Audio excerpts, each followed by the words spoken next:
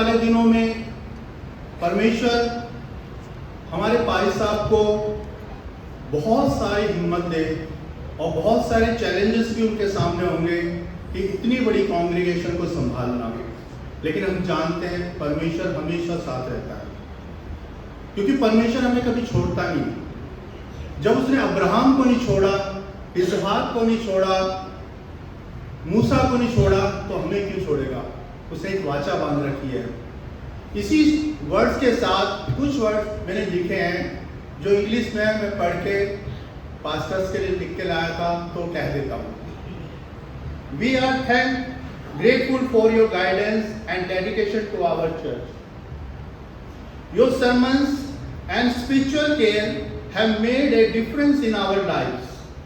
Thank you for being a shepherd to the flock and a guiding light in our lives. Your dedication to the Lord's work touches our hearts and souls daily. For your guidance, wisdom, and unwavering faith, we are forever grateful. Pastor Ji, we are grateful for your faithful teaching of God's word. Pastor Ji, we are grateful for your Christ-like conduct. Pastor Ji, we are grateful for how you remind us there is a greater aim in life.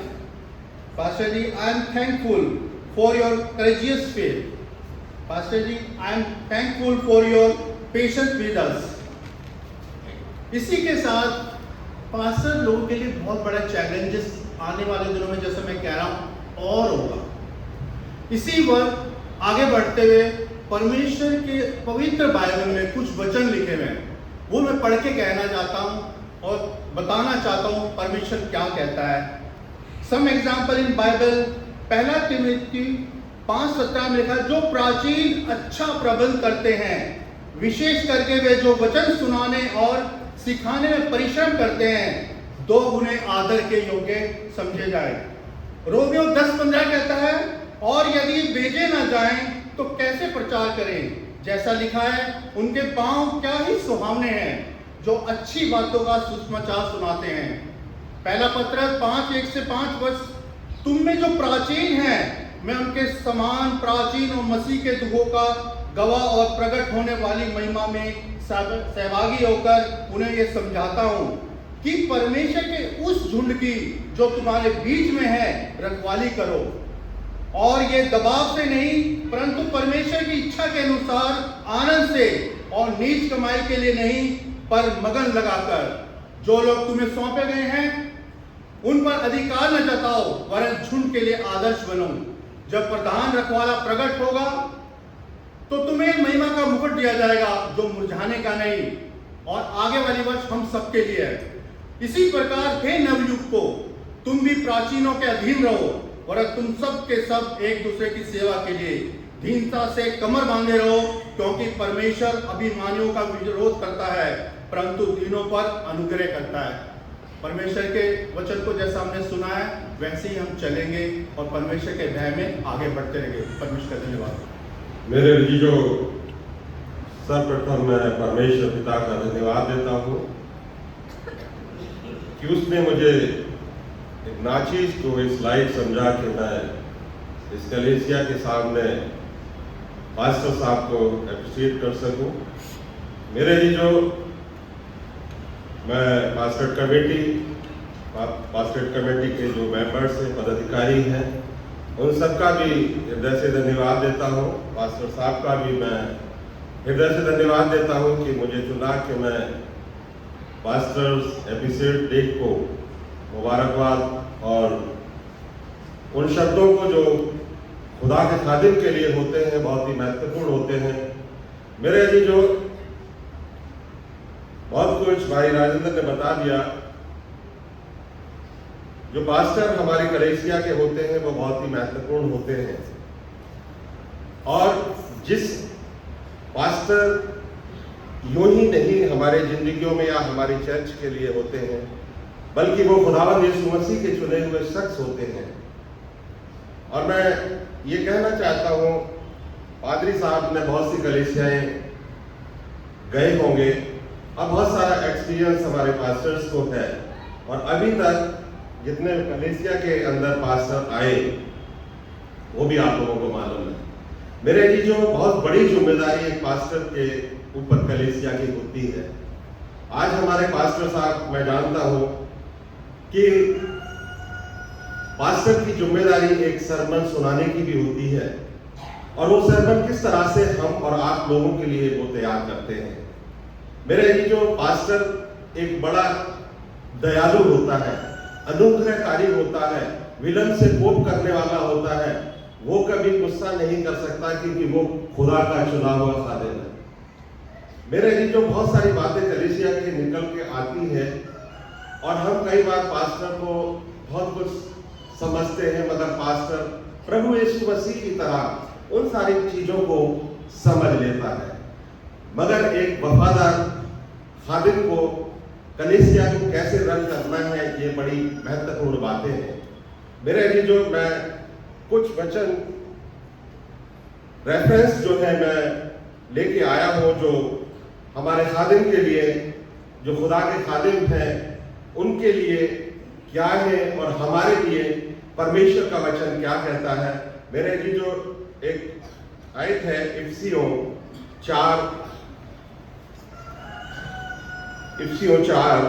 और उसका 11 लिखा है, उसने कुछ को प्रेरित नियुक्त करके और कुछ को भविष्यवक्ता नियुक्त करके और कुछ को सुसमाचार सुनाने वाला नियुक्त करके, कुछ को रखवाले और कुछ को उपदेशक नियुक्त करके दे दिया। मेरे लिए जो परमेश्वर ने जो खुदा के खादिम चुने हुए हैं, ये ऐसे ही नहीं आ गए। ये वो शख्सियत है जो परमेश्वर ने इनको भेजा है, इस कलीसिया में निर्धारित करा है कि टाइम टू टाइम इस कलीसिया का ये संचालन कर सके। और जो वचन जो हमारे और आपके लिए लेके आते हैं वो अपनी तरफ से नहीं, बल्कि ये परमेश्वर के वो वचन है जो हमारे और आपके जीवन के लिए बहुत ही महत्वपूर्ण होते हैं।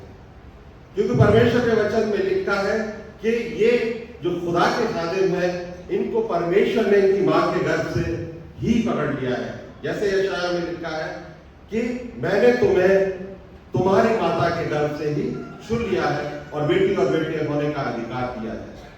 और हमें ऐसे खादिम मिले हैं जो टाइम टू टाइम परमेश्वर के वचनों को हमें अवगत कराते हैं कि किस तरह से हम परमेश्वर के वचनों पर चल सके।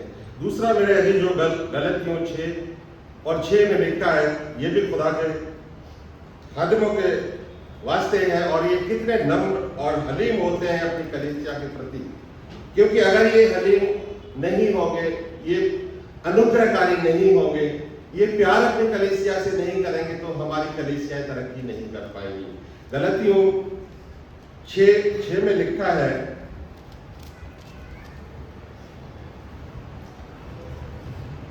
जो वचन की शिक्षा पाता है वो सब अच्छी वस्तु में सिखाने वाले को भागी करे। मेरे अजीजों, इन्होंने वचन की शिक्षा पाई है, तभी ये हमारे ऊपर इन वचनों को लागू करते हैं। अगर ऐसे ही किसी को बैठा दिया तो कलीसिया इतनी बड़ी जो हमारे चर्च के मेंबर हैं 300-400 उनको ये गाइड नहीं कर सकते, क्योंकि 300-400 मेंबर के अंदर बहुत सारे दिमाग होते हैं, बहुत सारी विचारधाराएं होती हैं। मेरे अजीज जो लिखता है, जो वचन की शिक्षा पाता है, हमारे खादिमों ने, परमेश्वर के खादिमों ने वचन की शिक्षा पाई है, वचन को सीखा है और परमेश्वर ने उनके हाथों को पकड़ा है कि तुम जाओ और मेरे नाम का प्रचार करो। मेरे अजीजों आगे लिखता है, धोखा ना खाओ, परमेश्वर ठट्टों में नहीं उड़ाया जाता, क्योंकि मनुष्य जो कुछ बोता है वही काटेगा। जो ठट्टों में नहीं उड़ाया जाता, क्योंकि मनुष्य जो कुछ बोता है वही काटेगा, क्योंकि जो अपने शरीर के लिए होता है वो शरीर के द्वारा विनाश की कटनी काटेगा, और जो आत्मा के लिए होता है वो आत्मा के द्वारा अनंत जीवन की कटनी काटेगा। मेरे अजीजों, परमेश्वर के दास जो है वो चुने हुए हैं। ये आत्मा की कटनी हम तभी काट सकते हैं जब हमारे खादिम हमारे लिए अच्छी शिक्षा देंगे। हमारे लिए वो मार्गदर्शक है जो स्वर्ग का रास्ता प्रभु यीशु मसीह ने हमें दिखाया, और पृथ्वी पर रहते हुए परमेश्वर के दास हमें दिखा रहे हैं, ताकि हम उन वचनों को चल सके और उस मार्ग पर चल सके जो प्रभु यीशु मसीह ने हमें सौंपा है। ये एक मार्गदर्शक है जो स्वर्ग का रास्ता दिखाते हैं। मेरे जो गलत कार्यों से बचाने के लिए परमेश्वर के दास चुने गए हैं, वचन की शिक्षा के लिए परमेश्वर के दास चुने गए हैं। बीमारियों के लिए परमेश्वर के दास का अभिषेक किया गया है कि ये तुम्हारे ऊपर हाथ रखेंगे और तुम चंगे हो जाओगे। अगर ये श्राप देंगे तो तुम श्रापित होगे, क्योंकि ये परमेश्वर के वचन में लिखा है मेरे जी। जो परमेश्वर का दास जो इस कलीसिया के हैं, बहुत ही महत्वपूर्ण हमारे और आपके जीवन के लिए मेरे जी। जो यिर्मयाह में लिखा हुआ है, यिर्मयाह 5 और 15 में, एक बार मैं ये भी आपको दिखा देता हूं, थोड़ा कम समय लूंगा।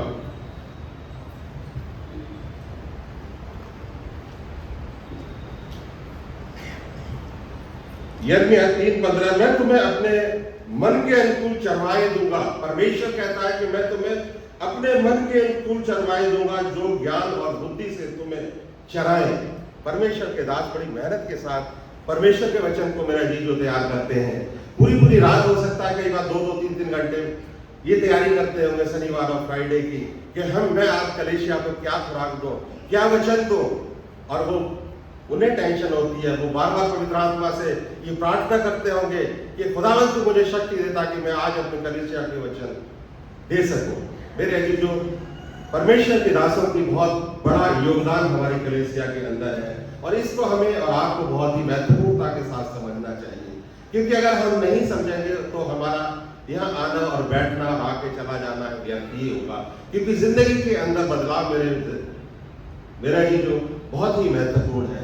क्योंकि परमेश्वर का पुत्र जब आया इस पृथ्वी पर, तो इसलिए आया, उसलिए खून बहाया कि हम बचाए जाए, और तभी हमारे लिए ऐसे खादिम दिए कि वो स्वर्ग का रास्ता हमारे और आपके लिए समझाए कि किस तरह से हम स्वर्गीय राज्य के वारिस हो सकेंगे, किस लिहाज से, किन वचनों से हम परमेश्वर के राज्य के वारिस हो सकेंगे। मेरे जी जो आगे हम देखेंगे, कुरिन्थियों 9 और 4 में लिखा है,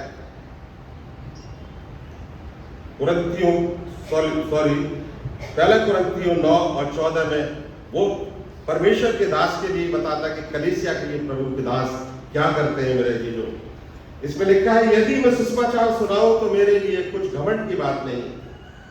ये परमेश्वर कहता है, पौलुस रसूल कहता है अपने कुरिन्थियों की कलीसिया के लिए, और ये हमारे खादिम भी हमें समझाते हैं मेरे जी जो, यदि मैं सुसमाचार सुनाऊं तो मेरे लिए कुछ घमंड की बात नहीं, क्योंकि यह तो मेरे लिए अवश्य है, यदि मैं सुसमाचार ना सुनाऊं तो मुझ पर आए। ये परमेश्वर के दासों के लिए मेरे जी जो, परमेश्वर ने इन्हें इसलिए चुना है कि हमें परमेश्वर का वचन सुनाए, हमें महसूस करें, हमें तैयार करें कि हम परमेश्वर के राज्य के वारिस हो सकें। मेरे अजीज, जो परमेश्वर का खादिम का, खुदा के खादिम का बहुत बड़ा महत्वपूर्ण रोल होता है कलीसिया के अंदर, कलीसिया को बढ़ाने में, बच्चों को सिखाने में, और बहुत सारी एक्टिविटीज इसके अलावा जो संसारिक है उनमें भी बहुत बड़ा महत्वपूर्ण योगदान रहता है। अगर हमारे घरों में लड़ाई होती है या कुछ परेशानी आती है, तो हम परमेश्वर के खादिम को ही फोन करते हैं कि फादर जी हमारे लिए प्रार्थना की जाए, और परमेश्वर का खादिम उनके लिए प्रार्थना करता है। मेरे अजीजों, आगे मेरे अजीजों, तीमुथियुस में भी यही लिखा है, पहला तीमुथियुस और उसका 5 और 17 में लिखा है,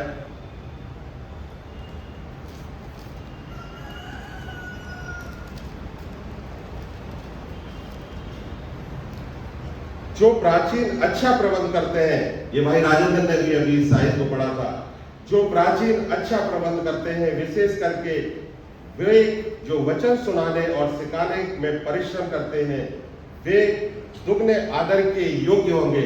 मेरे अजीजों, खुदा के खादिम जो है हमारे लिए बहुत ही महत्वपूर्ण है और आदर के योग्य हैं हमारे लिए। ये मान के चलिए कि जैसे लिखा है ना, एक कवि ने कहा है कि गुरु गोविंद दो खड़े काके लागू पाए, बलिहारी मुराद में गोविंद दियो बचाए। तो ये वो खादिम है जो खुदा के चुने हुए हैं, वो मार्ग हमें बताने वाले हैं कि किस तरह से हमने इस दुनिया में रहते हुए अपने दुनिया के सफर को पूरा करना है, किस तरह से हमने परमेश्वर की शिक्षा को पाना है, और किस तरह से हम उन वचनों पर चलेंगे जो खुदा के खादिम हमें दिया चाहते हैं।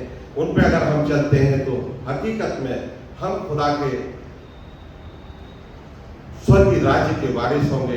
कोशिश करें हमारी कलीसियाएं अपने खादिम के अधीन रहें, और खादिम हमसे क्या कहना चाहते हैं वो हम समझें, ताकि हम उन चीज़ों पर चल सके, उन चीज़ों पर अमल कर सके, ताकि हमारी कलीसियाओं में कोई लड़ाई झगड़ा ना हो, बल्कि एक दूसरे के साथ प्यार और मोहब्बत के साथ रहते हुए अपने चर्च को, अपनी कलीसिया को और आगे बढ़ाएं। और हमेशा खादिम के लिए प्रार्थना करें कि खुदावंद इनको शक्ति दे, सामर्थ्य दे और बुद्धि दे, ताकि अच्छी तरह से हमें प्रचार को सुना सके और हमारे जीवन परमेश्वर के राज्य के वारिस हो सके। आप सबको पादरी साहब मेरी तरफ से पास्टर डे मुबारक हो। बहुत बहुत धन्यवाद आप सबका। Thank you very much. आप सबको जय मसीह। जैसा कि पास्टर्स एप्रिशिएशन डे, ये हम लोग मनाते हैं कि पास्टर्स को अप्रिशिएट कर सके, है ना। पूरे साल भर वो हम लोगों के लिए इतनी मेहनत करते हैं वचन के द्वारा, अपनी जब हम घर बुलाते हैं अपनी प्रेजेंस प्रार्थनाओं के द्वारा जो घरों में हम लोग कराते हैं, हम बाकी सारे दिन बनाते हैं, father's day, mother's day, women's day, दुनिया भर के जितने भी हैं वो सब हम चर्च में सेलिब्रेट करते हैं। लेकिन अभी परमेश्वर का धन्यवाद है कि हमारे चर्च में भी 3 साल से हम लोग पास्टर्स एप्रिशिएशन डे मना रहे हैं। और इस बार थोड़ा अलग हुआ है कि कांग्रीगेशन से भी, पीसी से भी और कई तरीके से हम लोगों ने कोशिश करी है कि इस चीज़ को हम कवर कर सकें कि पास्टर्स एप्रिशिएशन डे को थोड़ा डिस्क्राइब कर सकें।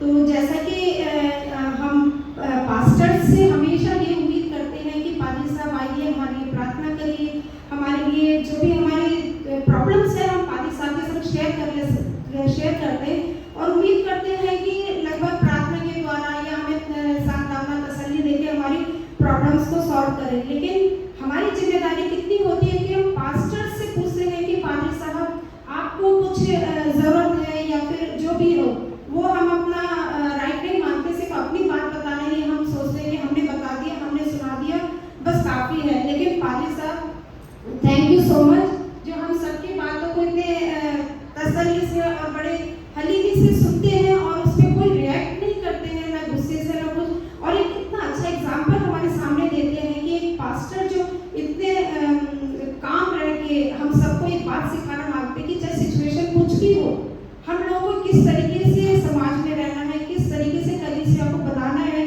किस तरीके से परिवार में हमें रहना है। उनके पास भी अपने परिवार है, हमारे पास भी अपने परिवार है, लेकिन हम लोग अपने परिवार की प्रॉब्लम्स को पादरी साहब से शेयर कर लेते हैं। लेकिन पादरी साहब के पास जो 350-400 लोगों का मिलकर एक परिवार बनता है, हम उनसे कब उनकी भावनाओं को पूछते हैं।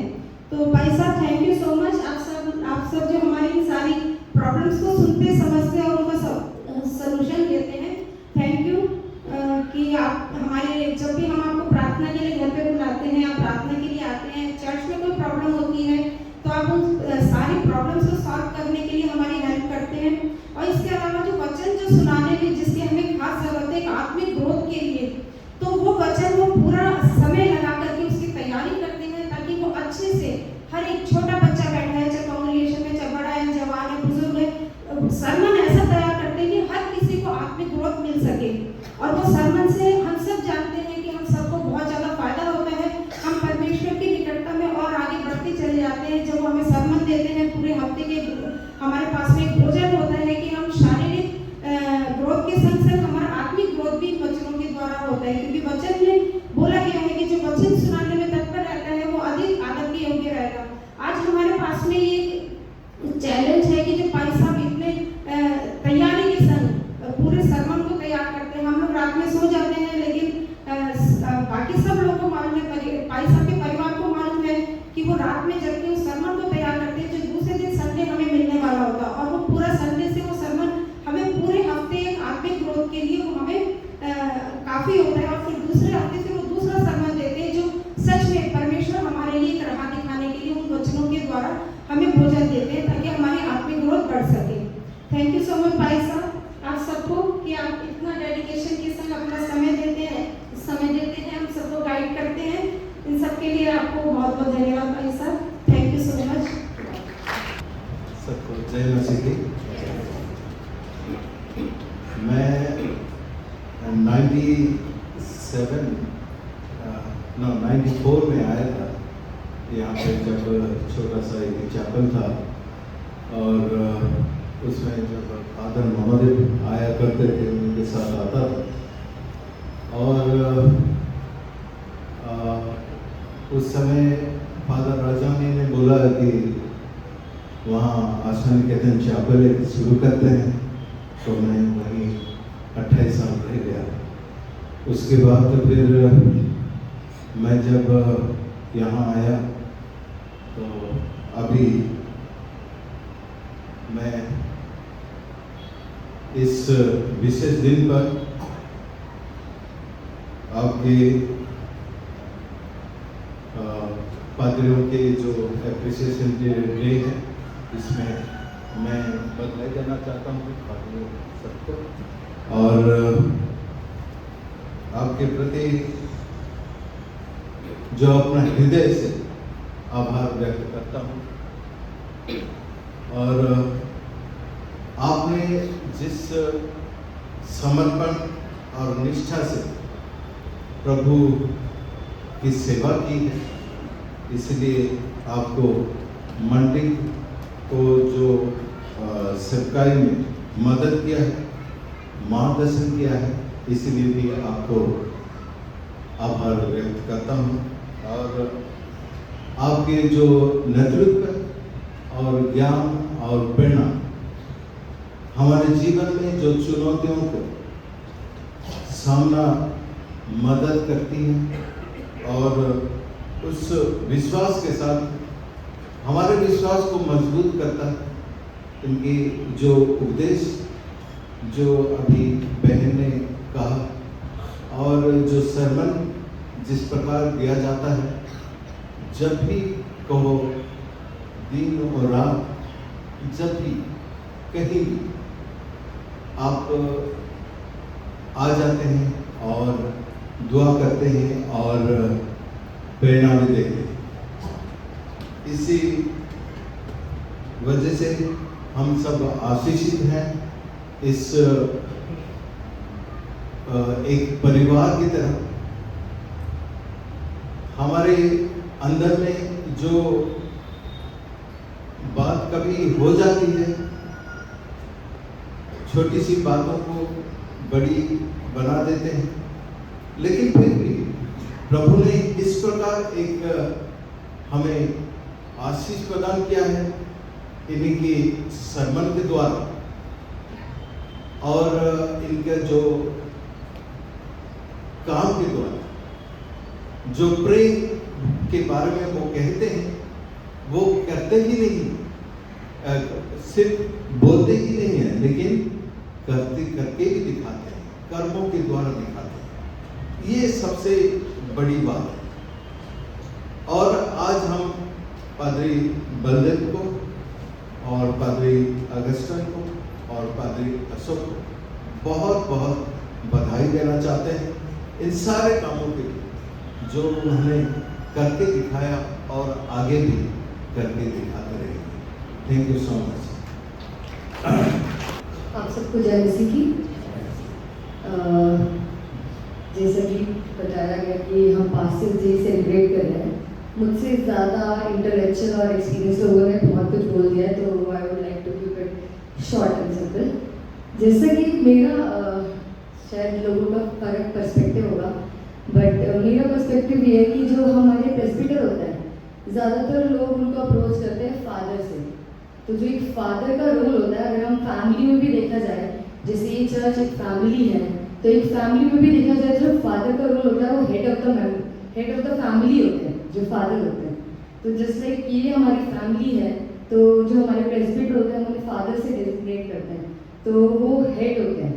तो चाहे अच्छा हो चाहे बुरा हो, जो उनका डिसीजन होता है, हम हंस के चाहे रो के, जैसे अपने घर में फादर का डिसीजन मानते हैं वैसे ही मानते हैं। और एक फादर जो होता है वो हमारे लिए, शायद हमें उस टाइम पे बुरा लगता है जब कोई डिसीजन मेकिंग करते हैं, बट उन्हें पता होता है कि उनके फ्यूचर को मैं सेफगार्ड कर रहा हूँ, आगे के लिए उनके फ्यूचर को मैं सुरक्षित कर रहा हूँ। चाहे अभी मैं उनके लिए बुरा बन रहा हूँ, बट आगे उनके फ्यूचर को मैं सेव कर लूँगा, वो थैंकफुल होंगे मेरे इस चीज़ के लिए। तो काफ़ी टाइम यही होता है कि हर किसी का पर्सपेक्टिव सेम नहीं होता है, तो काफ़ी टाइम वो बुराई जो होता है वो भी ले लेते हैं, बट स्टिल वो किसी को क्या बोलते हैं, पार्शियल होकर कोई चीज़ नहीं करते।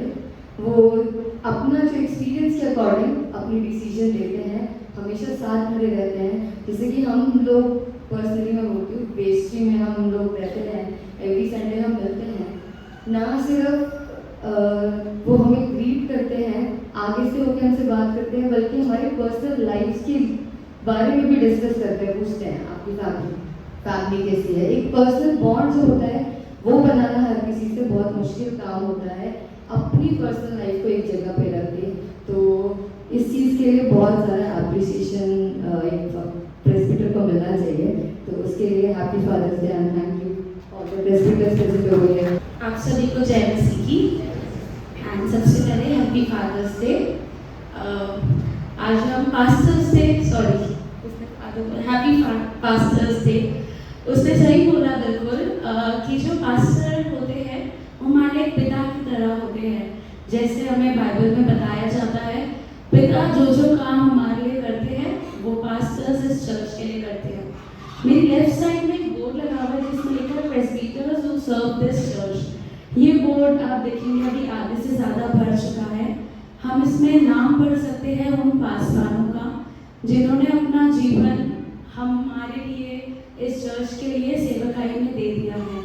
और हमारे बीच अब और 3 पासवान जुड़े हैं जो अपना जीवन आज भी हमारे लिए दे रहे हैं, सेवकाई करके, हमारे लिए प्रार्थना करके अपना जीवन उन्हें कहीं ना कहीं इस चर्च के लिए समर्पित कर दिया है। उनकी जो पर्सनल लाइफ होती है, फैमिली होता है, वो सब कुछ सेकेंडरी चले जाता है क्योंकि वो इस चर्च को, इस कलीसिया को प्रायोरिटाइज कर देते हैं।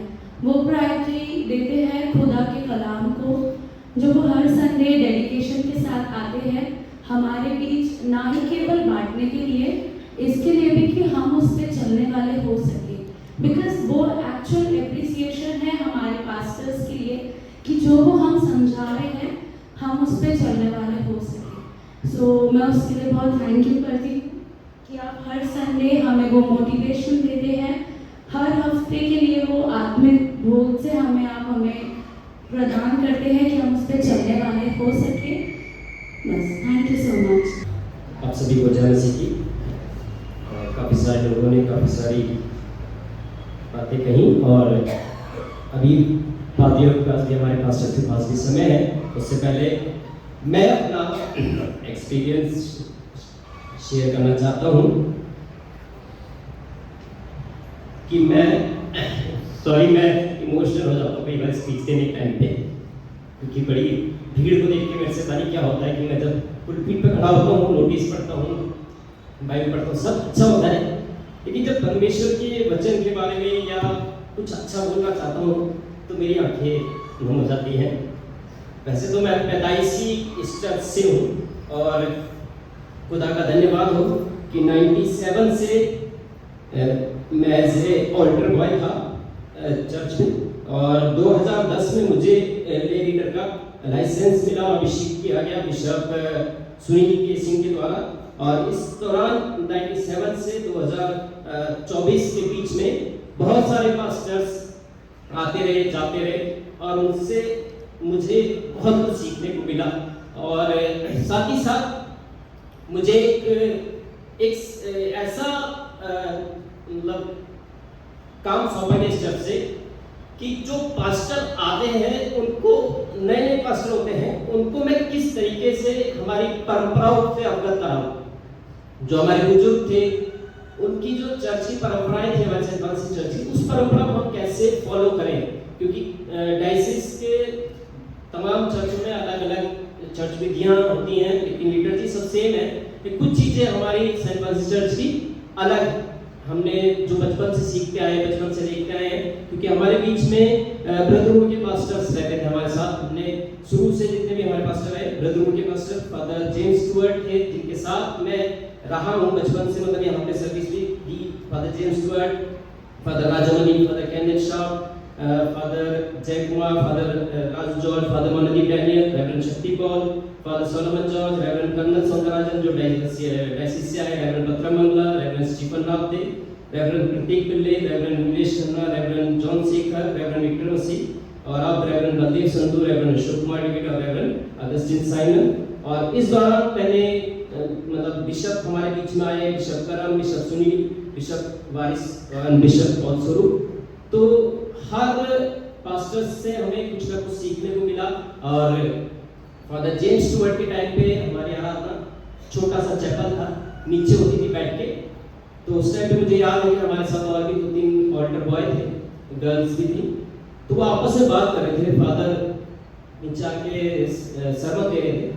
तो कोई बात हो रही थी तो एकदम सरमन दे देते थे। फादर रुक गए, कहते मैं ये वचन दे रहा हूँ, आप लोग क्या बात कर रहे हो। जब हम वचन दे रहे होते हैं तो परमेश्वर का अनुग्रह हम पे आता है और हमें ध्यान देना है कि हम वचन सुने ध्यानपूर्वक। तो वो कहते थे आप बात करोगे तो आपको जो मैं बताना चाह रहा हूँ परमेश्वर, आपको नहीं समझ आएगी। एक तो उनसे ये सीख मिली कि हम जब वचन सुन रहे हैं तो हम इधर उधर ध्यान ना दें, बाकी कामों को छोड़ दें। और उस समय तो फोन नहीं था, लेकिन अब फोन आ गया है। और फोन के टाइम पे भी हमारा यही रहता है कि हम अपने फोन को जब भी हम चर्च के अंदर आए फ्लाइट मोड पे डाल दें तो उससे हमारा कोई डिस्टर्बेंस नहीं होगी, क्योंकि हम वाइब्रेट पे भी रखते हैं तो रिंग बजते हम लोग उठ के जाते हैं और हमारा जो फ्लो है जब वचन सुन रहे हैं वो चीज़ टूट जाता है। फिर हम उसको रिकॉर्डिंग में देखते हैं, ऐसा नहीं रिकॉर्डिंग नहीं हो रही। अब तो बहुत सारी टेक्नोलॉजी आ गई। तो परमेश्वर का धन्यवाद करते हैं कि हमने हमारे बीच में बहुत सारे पास्टर्स आए और हर किसी से हमें सीखने को मिला। तमिल कॉन्ग्रेगेशन थी, फादर राजमणि थे, फादर रेवरेंड कर्नल सौंदराजन थे। उनकी तमिल थोड़ी टफ थी उस टाइम पे भी। परमेश्वर ने ये अनुग्रह दिया कि मैं उनके साथ रह सका और सीखने को मिला कि तमिल कैथोलिक चर्च के हार्ट तमिल को हम कैसे यहाँ कॉन्ग्रेगेशन के बीच में रख सकते हैं। हमारी तब तमिल कॉन्ग्रेगेशन बहुत थी। फिर धीरे धीरे जब फादर मोनदीप डैनियल आए 98 के बाद, उसके बाद तमिल और हिंदी सर्विस यहाँ पे होती रही और उसमें हमने बहुत सारे एक्सपीरियंस सीखे। और ब्रदरहुड के पास्टर्स से हमने ये चीज़ सीखा कि जब भी उनका सरमन होता था, जैसे कि यीशु मसीह अपने सरमन में हर चीज़ को एक उदाहरण देते थे, बीज बोने का दृष्टांत और हर दृष्टांत को समझाते थे। तो ऐसे ही हमारे ब्रदरहुड के जितने पास्टर्स थे वो दृष्टांतों में या कुछ ऐसा एग्जाम्पल देते थे, उससे हमको उस वचन को सीखने में मदद मिलती थी। मुझे याद है छोटा सा था तो फादर कैनेथ शार्प थे, छोटा सा चैपल था। तो उनका एक वचन था गेहूं के दाने के ऊपर जो बोया जाता है फल लाता है। तो उन्होंने बाहर से एक साइकिल मंगवाई और साइकिल को उल्टा रखा और उसका चक्कर घुमाया। तो ये जीवन चक्र हमारा जीवन चक्र है और ये गेहूं का दाना ये ऐसा बीज है जो जमीन पे गिर गया और सड़ गया, लेकिन उसके बाद उसमें कोपले फूट गया और उसने बहुत सारा फल लाया। तो उसका उदाहरण आज तक हमें याद है कि ऐसे ऐसे उदाहरण हम सीखते हैं। और अब भी हम जब फादर बलदेव संधू या फादर अशोक डेविड अपना सरमन देते हैं तो उनके सरमन में भी हम ऐसी कहानियों पे फोकस करते हैं। तो कई बार क्या होता है जब सरमन लंबा हो जाता है तो हमारा ध्यान इधर उधर भटकता है, लेकिन जो कहानी के द्वारा उस पूरे सरमन का निचोड़ हमें मिल जाता है कि हम समझ पाते हैं कि हम उस वचन को किस तरीके से सीख रहे हैं। और मैं धन्यवाद करना चाहूँगा पादरी बलदेव संधू का, पादरी अशोक डेविड, पादरी अगस्टिन का, कि इनकी छत्र छाया में हमारी कलीसिया आगे बढ़ी है। और एक समय ऐसा था कि ये जो चर्च है केवल दूसरे चर्चों से मांगता था, लेकिन आज ऐसा है कि हम दूसरे चर्चों की हेल्प कर रहे हैं। परमेश्वर ने बहुत बड़ा अनुग्रह इस चर्च में दिया है।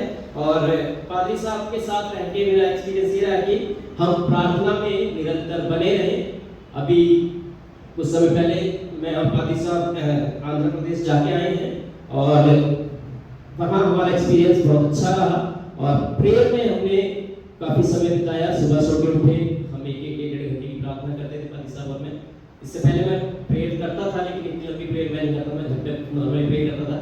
लेकिन पादरी साहब के साथ उन वचनों को सीखा, याकूब की पत्री जो हमने लिया उसमें से हमने पढ़ा और रात को सोने से पहले भी हम लोग बहुत प्रेयर करते थे। और प्रार्थना का ऐसा असर होता है कि जब हम प्रार्थना करते हैं तो परमेश्वर हमारी प्रार्थना को सुनता है। और एक ये बहुत बड़ा अनुग्रह है सेंट फ्रांसिस चर्च में पास्टर्स के द्वारा, कलीसिया के द्वारा, कि जब यहाँ कोई प्रेयर रिक्वेस्ट आती है, मैं सच बोल रहा हूँ, यहाँ से लोगों ने मेरे को बोला है कि जो ये prayer request Saint Francis church में आती है उसका उत्तर हमें हाँ और आमीन में मिलता है।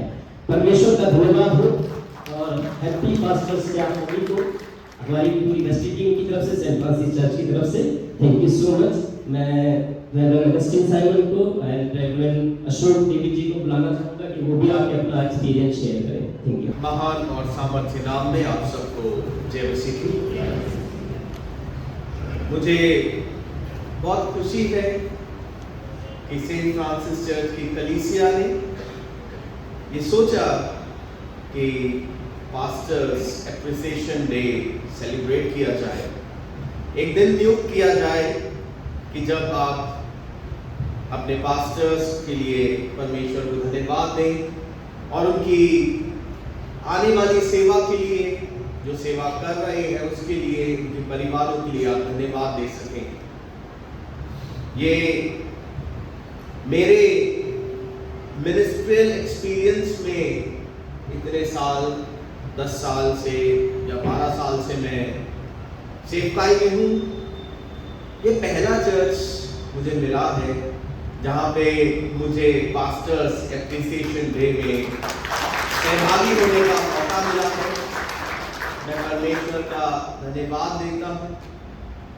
खास करके मैं नहीं जानता कि मैं कौन सा एक्सपीरियंस आपके साथ शेयर करूं, क्योंकि एक पासवान के जीवन में बहुत अलग अलग एक्सपीरियंस होते हैं, अच्छे भी होते हैं, बहुत बुरे भी होते हैं, लेकिन हर एक एक्सपीरियंस, हर एक जो आपकी किसी के साथ बात होती है उससे आप कुछ सीखते हैं। और मैं सोचता हूं कि हर एक चीज परमेश्वर चाहता है हमें कुछ नया सिखाने के लिए, लेकिन एक पासवान की सेवकाई, उसका कमिटमेंट है, उसका प्रेम है जो वो अपने परमेश्वर और अपनी कलीसिया से करता है। क्योंकि बहुत से बार ऐसा होता है कि जो क्रूस उठाने का वायदा आपने किया था, वो क्रूस कभी कभी इतना भारी हो जाता है कि आप उसे लेके चल नहीं सकते।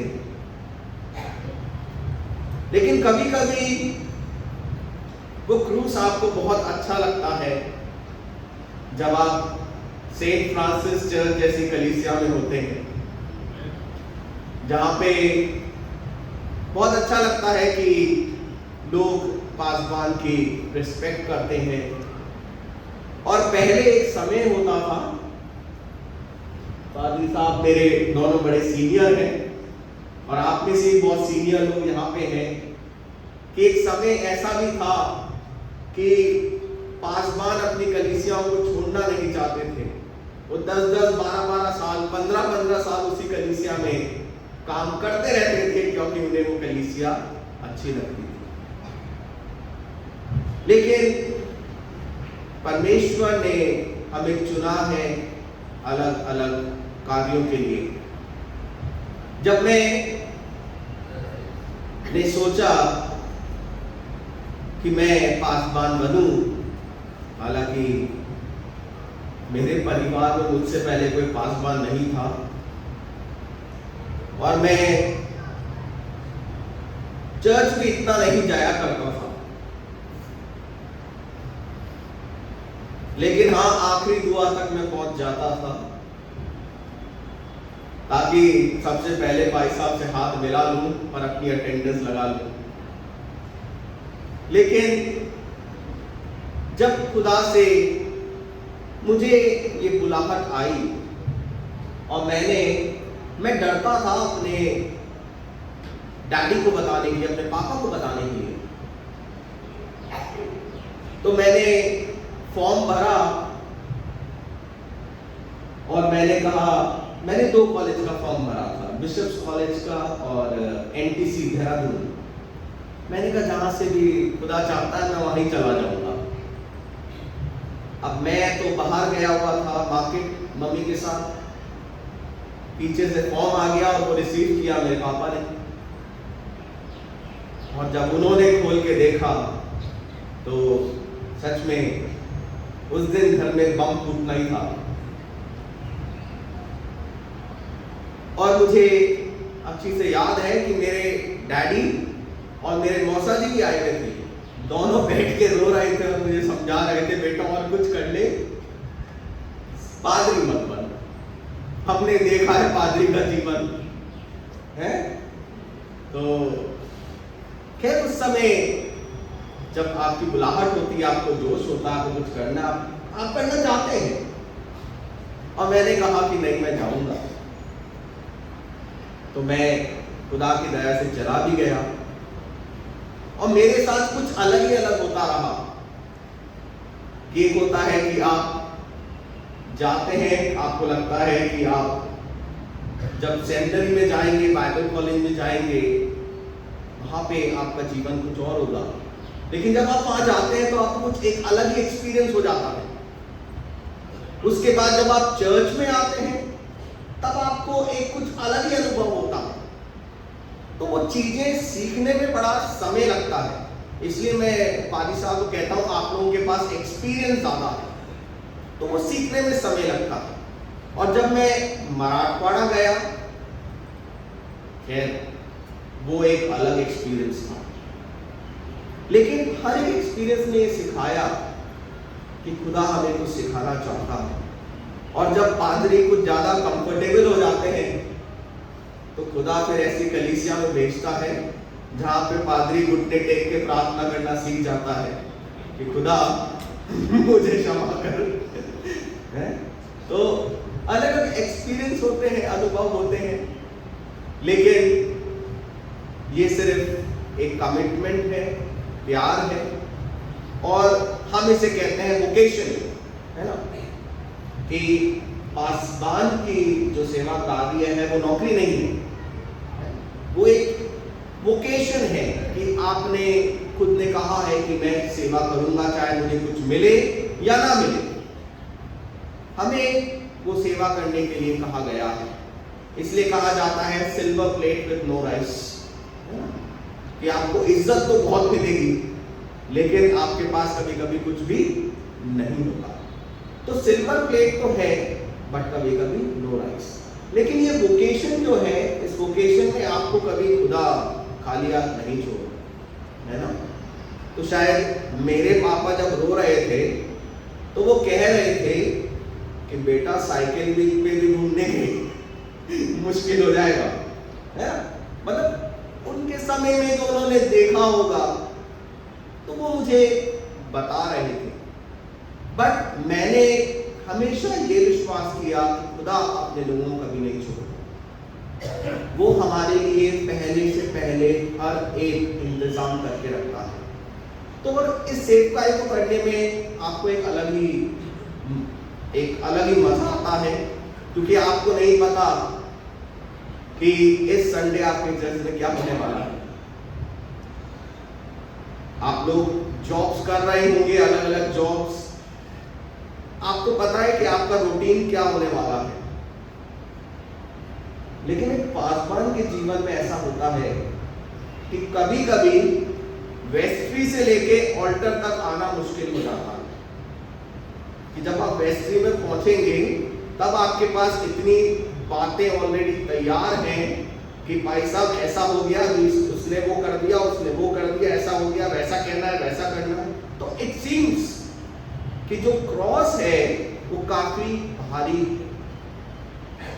तो वेस्ट्री से ऑल्टर तक का सफर भी कभी कभी काफी क्या होता है, हैवी हो जाता है वो क्रूज, लेकिन फिर भी आपको एक सेटिस्फैक्शन होता है। देखिए, जो सेटिस्फैक्शन है वो ही सबसे इंपॉर्टेंट है, क्योंकि मुझे एक फादर ने कहा था, वो कैथोलिक फादर थे, उन्होंने मुझे कहा था कि पादरी अच्छे भी होते हैं, पादरी बुरे भी होते हैं। ये आप पे डिसाइड करता है कि आपको कैसा पासवान बनना है, क्योंकि जब आप ओल्ड हो जाएंगे, जब आप अपने डेथ बेड पे होंगे और जब आप पीछे मुड़ के अपनी सेवकाई को देखेंगे, तब आप खुश होना चाहते हैं या आप पश्चाताप करना चाहते हैं। तो आपको उस हिसाब से अपने सेवा कार्य करना है। और आज हमारे भाई और बहन जो बोल के गए हैं, उन्होंने पासवानों के लिए बहुत अच्छे शब्द बोले हैं उन्होंने बताया कि किस प्रकार से परमेश्वर हमारी सहायता करता है। और ये बुलाहट है ना, जैसे ये शाया को बुलाया, शैमुएल को बुलाया, ठीक है, तो वो हमारा अच्छा चरवाहा है जो अपनी भेड़ों के नाम जानता है। वो आप सबके नाम भी जानता है, आप में से भी किसी को वो बुला सकता है। और मेरी लाइफ का एक ये टेस्टिमनी मैं कह सकता हूँ कि जब मैं 26 साल का था तब मेरा ऑर्डिनेशन हो गया। और मुझे उस डायसिस में एक प्रॉब्लम थी कि वहां पे इंग्लिश बोलने वाला कोई पादरी नहीं था। तो मुझे बिशप साहब ने इंग्लिश चर्च में भेज दिया। अब वहां पे एक पादरी साहब और थे, वो उसी चर्च के मेंबर भी थे पर वो ऑनररी पादरी थे। तब हुआ क्या, वहां पे कैसे भी करके खुदा ने मतलब मुझे ये सिखाया कि कभी कभी हमें अपने जीवन में हर एक चीज खुदा के हाथ में छोड़नी होती है। शायद दिक्कतें आए। मैं उस समय एक यंग इंसान था, मुझे इतना तजुर्बा नहीं था, बट हमें हर एक चीज खुदा के हाथ में छोड़ती हुई नम्रता के साथ आगे बढ़ना। Thank you. एक बार फिर से मैं आपको बहुत बहुत धन्यवाद देता हूँ कि आप लोगों ने हम सब के लिए दुआ की है और आज का ये दिन आपने सेलिब्रेट करने की सोचा। खुदा आपको पूरी कलीसिया को बहुत आय से आशीष दे। Thank you. आप सबको जय मसीह की। मैं पास्टेट कमेटी का और कलीसिया को धन्यवाद देना चाहता हूँ कि आपने हमें एप्रिसिएशन डे मनाने के लिए कार्य किया और आज आप हमारे पास्टर्स को हम एप्रिशिएट कर रहे हैं। मैं दोनों पादरी साहबान को हैप्पी पास्टर्स डे कहना चाहूँगा। और सुबह जब आए तो वेस्ट्री में पादरी साहब ने कहा कि हमें भी अपने अनुभव बताने के कलीसिया, तो ये समझ में नहीं आया कि क्या अनुभव बताएं। इतना लंबा समय है, बहुत लोगों ने भी बहुत सी बातें कह दी हैं। मैं अपने विषय में ये कहना चाहूँगा कि मेरे दादा पादरी थे, मेरे नाना पादरी थे, मेरी नानी बाइबल वूमन थी और मेरे पिताजी भी थियोलॉजी पढ़े हुए थे और प्रचारक थे। लेकिन मेरे मन में कभी पादरी बनने की इच्छा नहीं उत्पन्न हुई। हालांकि मैं संडे स्कूल में और क्रिश्चियन एंडेवर में बचपन में जवानी में बहुत सक्रिय भाग लेता रहा और कुछ लोग कभी कभी कहते थे कि भाई ये पादरी बनेगा, तो मेरे मन में कभी ऐसी इच्छा नहीं जागृत हुई कि मैं पादरी बनूं। और मैं शिक्षक बना, शिक्षक बनने के बाद प्रधानाचार्य बना।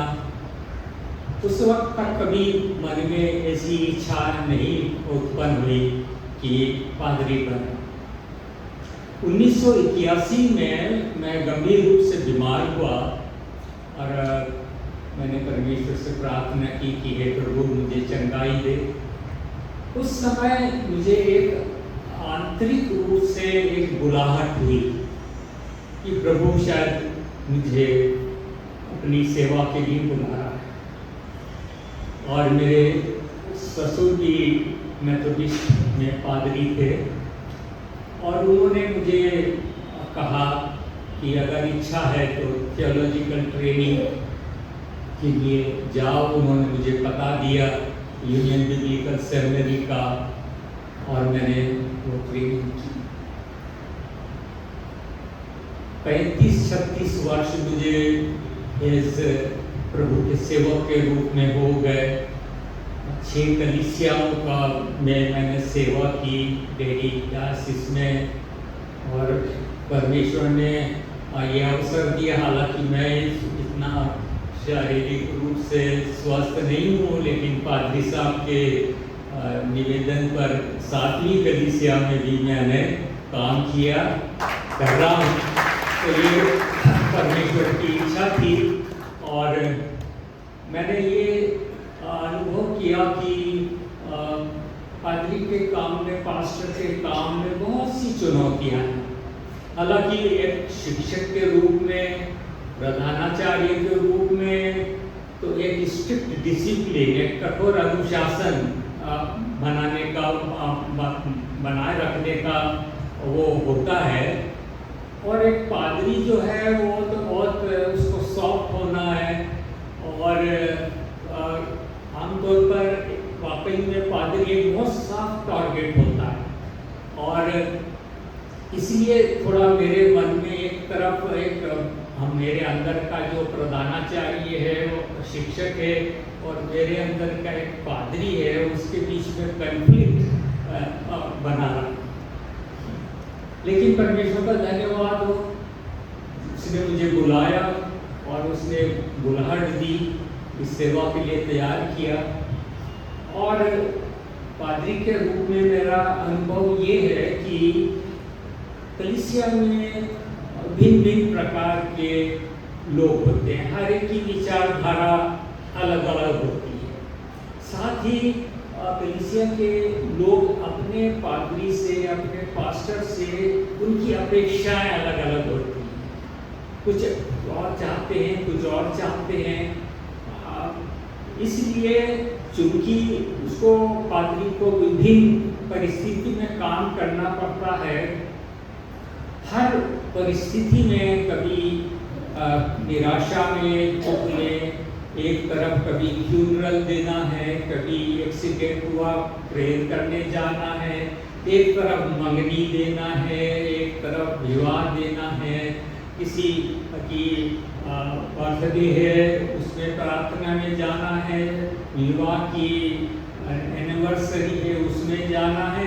तो एक बड़ा विभिन्न प्रकार के कार्य में उसको सम्मिलित होना पड़ता है और उसलिए लोगों की अपेक्षाएं भी भिन्न भिन्न होती है। कुछ लोगों की अपेक्षाएं पूरी हो जाती है तो वो तो एप्रिशिएट करते हैं, कुछ लोगों की अपेक्षाएं पूरी नहीं होती तो वो आलोचना करते हैं।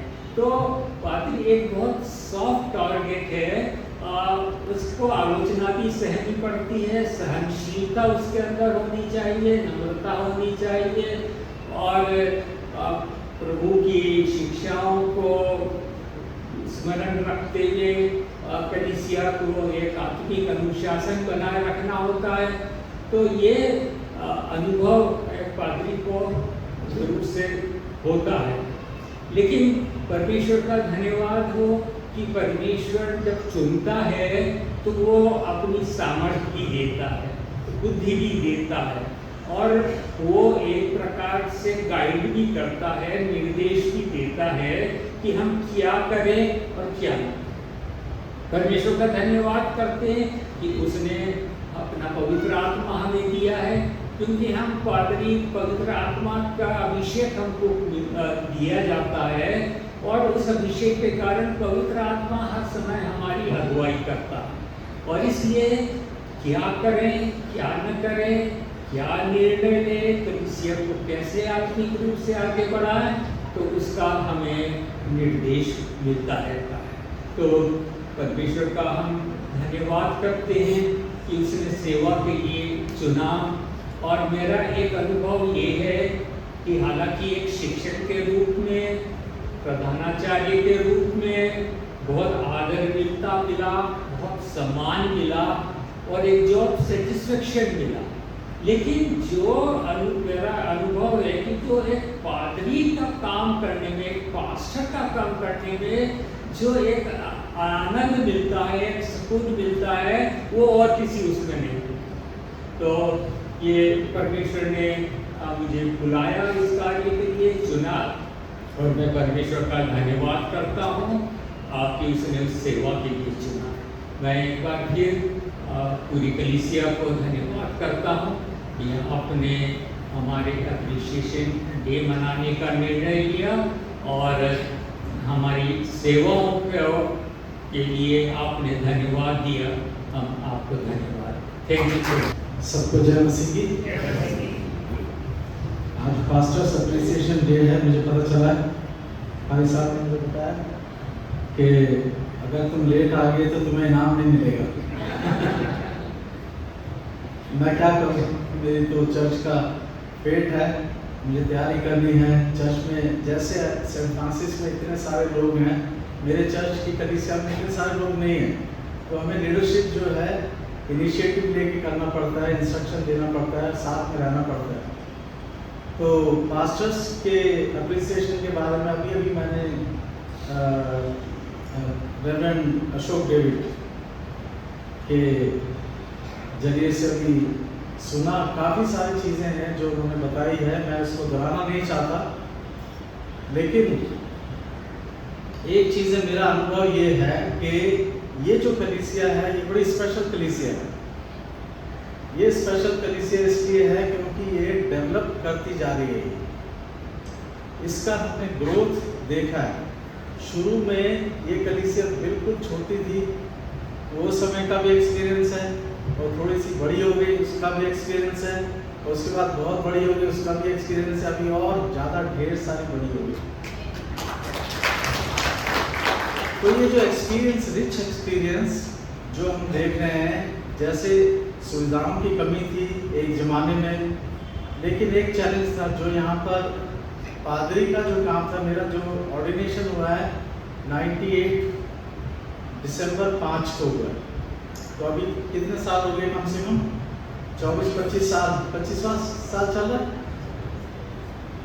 उस वक्त क्या था कि ब्रदरहुड के फादर लोग यहाँ पर आते थे, और ब्रदरहुड के फादर या बेदरॉल, father James Stuart, father Rajamani और फादर कैनिस शाह, इन लोगों ने आके यहाँ की कलीसिया को सेवा अर्पित की और घरों में जाके कम्युनियन देते थे, क्योंकि लोग बीमार होते थे, बेड रिडन होते थे, उनको कम्युनियन की ज़रूरत होती थी।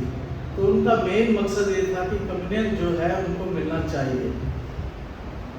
तो उसी नज़रिए से मैंने देखा कि फादर मोहम्मदीप का जब यहाँ ट्रांसफ़र हुआ तो मुझे पता चला कि उनका ट्रांसफ़र कहीं और होने वाला है।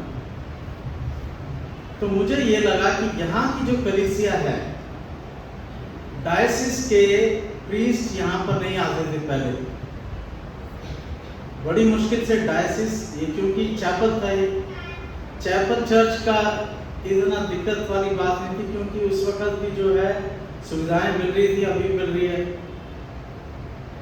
हमने फादर मोहम्मदीप से ये कहा कि अगर आप लोग चले जाएंगे तो यहाँ की कलीसिया को जो लोग बीमार हैं उनको कम्युनियन की ज़रूरत है, तो उनको कम्युनियन कैसे प्रोवाइड किया जाए, क्योंकि लोग तो आने में घबराते हैं, टच करने में घबराते हैं। उन्होंने डायसिस में स्पेशल कॉन्स्टिट्यूशन में बदलाव किया और मुझे जो है डायसिस में इंडक्ट करने के लिए कॉन्स्टिट्यूशन जो है बदल के बिशप करम मसीह के द्वारा, और उन्होंने जो है मेरा ऑर्डिनेशन का इंतजाम किया। तो इसी वजह से जो शुरू के जो जनरेशन है, आज से लगभग 25 साल समझ लीजिए कि कैसे लोगों की कलीसिया कैसे होगी और कॉन्ग्रेगेशन कैसे होगी। ज़्यादातर बच्चे जो है हॉस्टल में थे, जो आज काफ़ी अच्छी उम्र के हो गए, 50 साल के ऊपर हो गए, उस वक्त सारे हॉस्टल में थे। तो उनके पेरेंट को मैंने सबको ज़्यादातर कम्युनियन वगैरह प्रोवाइड किया, क्योंकि मेरा मकसद था कि यहाँ कम्युनियन मिलना चाहिए। ब्रदरहुड के लोग धीरे धीरे चले गए थे, लेकिन जब भी यहाँ पर सेंट फ्रांसिस डे मनाया जाता था तो सेंट फ्रांसिस डे में ब्रदरहुड के जो फादर होते थे वो जाके अपनी कलीसिया के लोगों को घर में जाके कम्युनियन देते थे, मिलते थे। ये बहुत ज़रूरी था। आज जो है सब प्रोग्रेस हो गया है, सब अच्छे से तरक्की कर रहे हैं, और ये तरक्की जो है यही परमेश्वर का पैगाम है। जिस घर में जिस कलीसिया में तरक्की की बात ना हो, वो कलीसिया जो है रुक जाती है। और तरक्की जो है ये परमेश्वर का संदेश है, प्रभु यीशु मसीह का संदेश है कि लोगों को चंगाई मिलनी चाहिए, लोगों को शिक्षा मिलनी चाहिए, लोगों को सुसमाचार मिलना चाहिए, और ताकि लोग जो है बहुतायत से फुलनेस जो है मैं जीवन देने के लिए आया हूँ और बहुतायत से जीवन देने आया हूँ। तो उसमें जो है लोगों को दुख भी है, सुख भी है और आगे भी बढ़ने की ताकत है। और मिलके जब हम आराधना करते हैं इस कलीसिया में, तो हम एक दूसरे के दुख सुख को पहचानते हैं। एक दूसरे के दुख सुख को पहचानने की वजह से हम लोग जो है हम प्रभु यीशु मसीह के कार्यों को कर सकते हैं। और जब हम अपने में है तो फिर हम एक दूसरे को दुख को नहीं पहचान सकते। इसलिए प्रभु यीशु मसीह ने ये कलीसिया को स्पेशल कलीसिया है ये, और इसमें जितने भी लोग हैं सारे स्पेशली हैं। और सेवा का काम जो सेंट फ्रांसिस का नाम दिया गया, इसीलिए दिया गया कि आप कहीं भी चले जाइए, भारत में कहीं भी चले जाइए, सेंट फ्रांसिस का CNI में कहीं भी नाम नहीं है।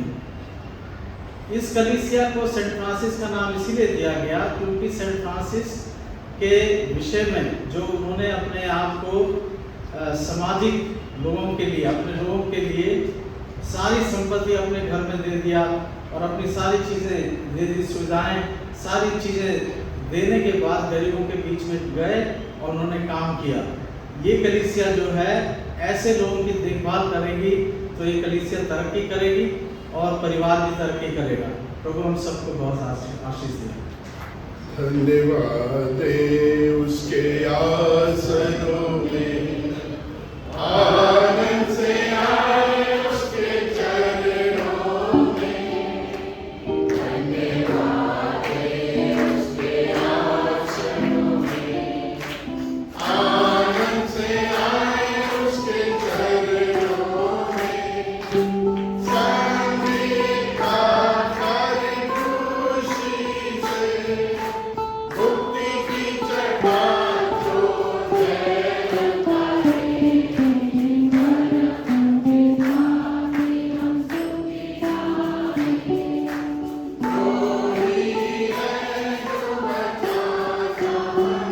हमारे महान सर्वशक्तिमान हमारे दयावान परमेश्वर, धन्यवाद स्तुति प्रशंसा करते हुए हम आपका कदमों में आते हैं, आपका धन्यवाद देते हैं। धन्यवाद देते हैं पिता परमेश्वर हमारे प्रभु इस मंडली के लिए, इस पास्टेट के लिए। आज हम पिता परमेश्वर दो कलीसिया मिल करके आपकी वर्शिप, आपकी आराधना कर रहे हैं। और खास करके हम सेंट फ्रांसिस पास्टेट के लिए आपका धन्यवाद देते हैं जो आज प्रभु पास्टर एप्रिसिएशन डे सेलिब्रेट कर रहे हैं। इनके प्यार के लिए, इनके कंसर्न के लिए हम आपका धन्यवाद देते हैं। हम सब पर तेरी बरकत चाहते हैं पिता परमेश्वर। तेरे दासों ने जो अपने एक्सपीरियंस शेयर किए हैं उन सब के लिए आपका धन्यवाद देते हुए इस प्रार्थना को आपके कदमों में लाते हैं प्रभु यीशु के नाम से। कृपया बैठिए। एक बार एक पादरी साहब की ट्रांसफर होगी और आप जानते हैं ट्रांसफर जब होती है तो बड़े अच्छे अच्छे शब्द बोले जाते हैं। एक बुजुर्ग माता आई और वो कहती, मैंने मेरी जिंदगी में ऐसा पादरी नहीं देखा जिसने सारी कलीसिया को बहुत संभाला, बहुत केयर की, और बड़े अच्छे अच्छे पादरी साहब की तारीफ की गई। तो पादरी साहब कहते हैं कि ऐसा तो मुझे पहले नहीं बताया जाता, मैं बिशप को कह के अपनी ट्रांसफर रुकवा लेता। तो वो महिला बुजुर्ग आंटी बोलती, चिंता मत करो, आपसे पहले 7 पादरी साहब का ट्रांसफर हुआ था, मैं यही बात कहती थी। तो हमारी जिंदगियों में कुछ ऐसा ही होता है। मैं प्रभु का धन्यवाद देता हूँ। गवर्नमेंट जॉब छोड़ने के बाद 6 साल का एवेंजलिस्ट, और उसके बाद 91 से मैं चर्च ऑफ नॉर्थ इंडिया में दिल्ली डायसिस में प्रेस्बिटर का सेवकाई करा। और इस सेवकाई में दोनों चीज़ें बहुत प्रभु ने बड़े अनुग्रह किया है। और बड़े अद्भुत रीति से संभाला है। पहले तो आप सबको पता है कि जब मैं सेवकाई में आया था तो मैं टोटली खाली था। मुझे कुछ नहीं आता था, बाइबल भी नहीं मैं पढ़ता था, प्रार्थना भी करनी नहीं आती थी। लेकिन प्रभु के इस बड़े अनुग्रह के लिए मैं धन्यवाद देता हूँ कि उसने इस लायक समझा कि उसकी गवाही दे सकते हैं और उसके नाम से प्रार्थना कर सकते हैं। जिंदगी में बड़े कड़वे मीठे अनुभव रहे और इन सब में परमेश्वर ने संभाला। कुछ जगहों पर बड़ा बहुत ही खूबसूरत अनुभव रहा। प्रभु ने सेवकाई को बहुत बढ़ाया। जब मैं मेरे सेवकाई के सालों को याद करता हूँ तो मुझे करनाल सबसे बेस्ट लगता है। बेस्ट इन द सेंस कि वहाँ प्रभु ने मुझे बहुत मेरी सेवकाई को बहुत फलवंत किया। मैं 13 साल था वहाँ और मेरी हर जगह बहुत जान पहचान थी। MP, MLA, DC, SP जितने भी जो ब्यूरोक्रेट्स हैं सबके बीच में मेरी होती थी। 50-55 NGO थे करनाल में जिनके बीच में मेरी अच्छी खासी जान पहचान होती थी और हर फंक्शन में मुझे बुलाया जाता था। महीने में कम से कम 3-4 ऐसे फंक्शन हो जाते थे जिसमें सर्वधर्म सम्मेलन टाइप का कुछ होता था और मैं करनाल में बहुत फेमस था। इवन मार्केट में जाकर के एक ही बात आपने पूछनी होती, फादर संधू को मिलना है, तो 1-2 बंदा कोई ना कोई ऐसा मिल जाता था कि वो चर्च में अपने आप ही भेज देते कि आप इस साइड में जाएंगे तो आप पहुंच जाएंगे, मिल लेंगे। वहाँ नीलोखेड़ी से लेकर सोनीपत तक मेरी सेवकाई थी और मैं अभी पिछले दिनों में जब 7 तारीख को पास्टर एप्रिशिएशन डे सेलिब्रेट किया गया विमेन फेलोशिप की तरफ से डायसिस में, उस दिन भी मैं शेयर किया कि 2008, 9, 10 ये 3 साल ऐसे थे कि एक समय आया कि मैं 5 महीने ब्रेकफास्ट से लेकर डिनर तक अपने घर से नहीं खाया। मतलब ये नहीं कि मैं बाहर से खाता था, कलीसिया खिलाती थी। और उसका परिणाम क्या हुआ कि 2009 में आते आते अब मैंने 3 बार बैप्टिज्म दिए, 71, 73 और 74। ये उस समय की कलीसिया थी जो करनाल में आई और उसमें आज के दिन में करनाल में बहुत सारे जिनको प्रभु ने मेरे को जो इस्तेमाल किया तो तैयार करने के लिए आज बहुत सारे सेवक हैं, उनकी अपनी मंडलियां हैं। 3-3, 4-4 लोग करनाल में उनकी मंडली में आज जो है सेवकाई कर रहे हैं। और जो सीएमए की कलीसिया है उसमें लगभग इस समय 60% वो लोग हैं जो मेरे द्वारा तैयार हुए और आज उनके पूरे के पूरे परिवार करनाल की कलीसिया में प्रभु की वर्शिप कर रहे हैं। यमुनानगर में था इससे पहले, तो मेरे ऊपर एक केस पड़ गया और उस समय वो केस बहुत जो है बहुत ही खराब था। आप जानते हैं जिन दिनों में संजय दत्त के ऊपर टाड़ा लगी थी, मेरे ऊपर भी टेररिस्ट का केस कर दिया गया एक महिला ने। और जब महिला के साथ किसी की बात होती है ना तो वो सच्चाई को लोग कम जानते हैं, करैक्टर की बातें ज्यादा होती है। और ये सब कुछ हुआ। मैं परमेश्वर का धन्यवाद देता हूँ यमुनानगर की कलीसिया के लोगों के लिए। 15 दिन लगभग 300-250 लोग हमारे घर में अर्थात चर्च में रहे और कभी DC ऑफिस में, कभी SP ऑफिस में, कभी इधर उधर जाना होता था और सारा वो कर रहे थे। और रात का जब टाइम होता था मुझे चर्च में पार्सनेज में नहीं सुलाते थे, मुझे अलग अलग घरों में लेके जाते थे। बताना किसी घर में, लेके किसी और घर में जाना ताकि रात को कहीं पुलिस रेड ना करे और मुझे पकड़ के ना ले जाए। लगभग 15 दिन के बाद दोपहर को ऐसे बैठे हुए थे 2 पुलिस कांस्टेबल, एक उनके साथ हेड कांस्टेबल आया। जब उनको देखा तो मुझे एकदम से बैक डोर से जो है एक लड़का लेके चला गया और पास में ही हमारे चर्च का एक घर था जिसमें मुझे उन्होंने रोका और उन्होंने बातचीत करके मुझे कॉल किया, मैसेज भेजा कि आ जाओ, मैटर सेटल हो गया। वहाँ डॉक्टर हॉर्बर्ट गिडियन थे जो क्रिश्चियन हॉस्पिटल के डायरेक्टर थे और मिसेज केडी सिंह उस समय सेंट थॉमस स्कूल की प्रिंसिपल थी। दोनों ने 2 बिजनेसमैन भेजे हुए थे। जब मैं मुझे पुलिस के वहाँ बुलाया गया, 2 बिजनेसमैन मेरे साथ थे और उन्होंने ये कहा था कि पादरी साहब को कुछ भी नहीं होना चाहिए। उस समय लाख रुपया बहुत बड़ी बात होती थी। अगर लाख रुपया भी देना पड़े तो हम देंगे, आप पादरी साहब की जमानत देके आना, पादरी साहब जैसे जा रहे हैं वैसे ही आना चाहिए। तो मैं बताना चाहता हूँ कि कलीसिया ने किस प्रकार से संभाला।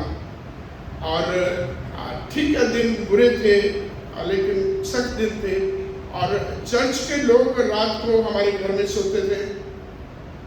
हमारे घर में जो 200-300 लोगों का इस प्रकार से मेला लगा रहता था। और एंड ऑफ द डे जो रिपोर्ट मिली, मुझे एसपी ने बोला कि हम जो है किसी को रिपोर्ट बना के नहीं देते, हम रिपोर्ट लिखवाते हैं।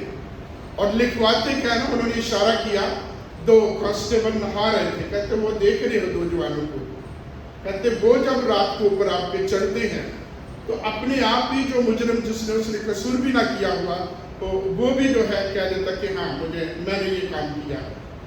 तो कहने का मतलब बड़े पहलवान टाइप के 2 कांस्टेबल थे। कहते ऐसे ऐसे जवान जब आके पिटाई करते हैं रात को तो हर कोई ना भी किया हुआ अपना जुर्म मान लेता है। उस कलीसिया ने इस प्रकार से मेरे साथ रह करके संभाला और मुझे बचाया। अब मेरे अपने बहुत एक्सपीरियंस है। सेवकाई में आने के बाद बड़े चैलेंजेस रहे, बहुत सारी बातें हुई, बहुत सारी बातें बंद हुई, आज की हैं। लेकिन मैं अपने परिवार के लिए परमेश्वर का धन्यवाद देता हूँ। कहते हैं ना, अंबुजा सीमेंट की तरह सिर। बहुत सारी बातें होती हैं, जब बाहर की बातें आती हैं तो सबसे पहले जो प्रॉब्लम क्रिएट होती है वो वाइफ से होती है। और मैं धन्यवाद देता हूँ मेरी वाइफ के लिए। अगर मैं करनाल में था तो मैं ये कहता, अगर हम कहीं कामयाबी प्राप्त कर रहे हैं तो credit goes to my wife.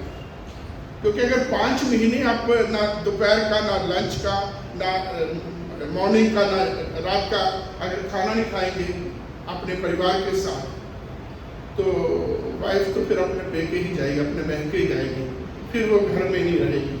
लेकिन इतना बड़ा सेक्रीफाइस, इतनी बड़ी सहनशीलता इन सालों में जो ऑलमोस्ट 40 साल हमारी शादी को होने जा रहे हैं, उन्होंने निभाया। इसके लिए सबसे बड़ा जो योगदान है वो वाइफ का होता है।